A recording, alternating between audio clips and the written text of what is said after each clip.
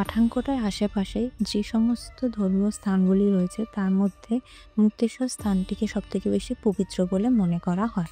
এর পেছনে সবথেকে বড় কারণ হলো পাণ্ডবেরা নির্বাসনের সময় এই গুহায় এসে এক রাতের জন্য স্থান নিয়েছিল।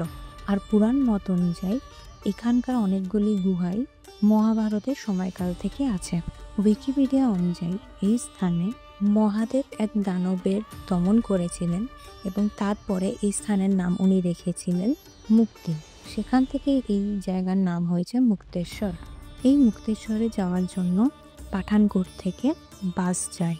আমরা জলন্ধর থেকে ট্রাভেল করছিলাম, তাই আমরা জলন্ধর থেকে একটা গভর্নমেন্ট বাসে উঠে পাঠানকোটের বাস স্ট্যান্ড অবধি যাই। আমরা বাসে উঠেছিলাম অ্যারাউন্ড 12টার সময়, আর পাঠানকোটের বাস স্ট্যান্ডে গিয়ে আমরা পৌঁছেছিলাম প্রায় 3:30টার সময়।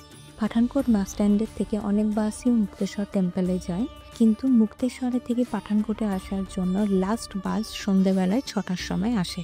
মানে আমরা যখনই পৌঁছাই না কেন, যদি আমাদেরকে বাসে করে ফিরতে লাগে তাহলে মেন রোডে আমাদেরকে 5:45টার মধ্যে এসে দাঁড়িয়ে অপেক্ষা করতে লাগবে বাসের জন্য, কারণ ওই বাস মিস হয়ে গেলে আর কোনো রকম কোনো বাস নেই, আর ওখান থেকে ওলা, উবের বা অন্যান্য কোনো রকম কোনো ক্যাবেরও ব্যবস্থা নেই, আর ওখানটায় নাইট স্টে করার মতোরও কোনো জায়গা নেই।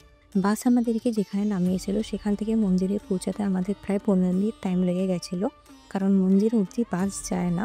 বাট কেউ যদি প্রাইভেট কার বা বাইকে করে যেতে চায় তাহলে তারা যেতে পারে।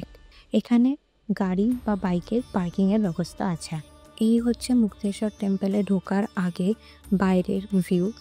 এখানে প্রায় 300টা সিঁড়ি রয়েছে।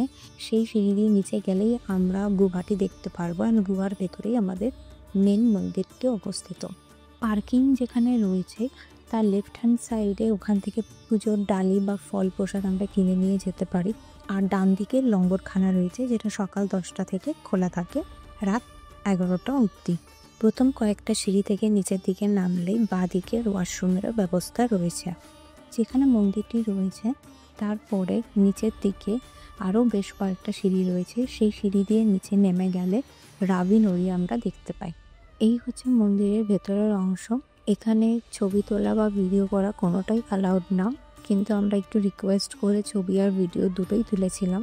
মন্দির থেকে বেরিয়ে আমরা নিচে রাবি নদীতে গেছিলাম। নদীতে পৌঁছানোর আগে বেশ অনেকটা রাস্তা এরকম পাথরের রাস্তা রয়েছে, আর নদীর জলটা পুরো ক্রিস্টাল ক্লিয়ার। যদিও আমরা গেছিলাম জানুয়ারিতে, খুব ঠান্ডা জল ছিল, কিন্তু সেই ঠান্ডা জল দিয়ে একটুখানি চোখ মুখ ধুয়ে নেওয়ার পরে আমাদের খুব ফ্রেশ লাগছিল। যেহেতু আমরা অনেকটাই লেটে পৌঁছেছিলাম আর ওখানকার লাস্ট বাস আমাদের ছেড়ে দেওয়ার টাইমও হয়ে গেছিলো, তাই বেশিক্ষণ আমরা নদীর পাড়ে বসতে পারিনি বা মন্দিরের ভেতরে থাকতে পারিনি। আমরা তাড়াতাড়ি করে বাস ধরার জন্য আবার মেন রোডের দিকে রওনা হয়েছিলাম। লাকিলি মুক্তেশ্বর থেকে পাঠানকোটের যে লাস্ট বাসটা ছিল সেই লাস্ট বাসে করেই আমরা পাঠানকোট থেকে মুক্তেশ্বরে এসে পৌঁছেছিলাম। তাই ও দাদাকে আগে থেকেই বলা ছিল যে যদি কোনো কারণে আমাদের 5-10 মিনিট দেরি হয় তাহলে উনি যেন আমাদের জন্য একটুখানি ওয়েট করেন। অ্যান্ড দাদাটা এতটাই ভালো ছিল যে আমাদের জন্য উনি 10 মিনিট মতো ওয়েটও করেছিলেন। পাঠানকোটে আমাদের পৌঁছাতে বেশ অনেকটাই রাত হয়ে গেছিলো, প্রায় 8টা বেজে গেছিলো। ওখান থেকে আবার আমরা একটা জলন্ধরের বাস ধরে মোটামুটি 11টা সাড়ে 11টার দিকে জলন্ধরে পৌঁছাই। এই ছিল আজকে আমাদের একটা ছোট্ট ব্লগ। আর একদিনে আমরা এই মন্দির থেকে ঘুরে চলে আসতে পারি। জায়গাটা খুবই সুন্দর। পাঠানকোটে গেলে বা পাঞ্জাবে গেলে আপনাদের হাতে যদি একটা দিন সময় থাকে তাহলে প্লিজ এই মন্দিরটিতে যাবেন। আর আমাদের এই চ্যানেলটি যদি আপনাদের ভালো থেকে থাকে দেন please like, share, comment and subscribe.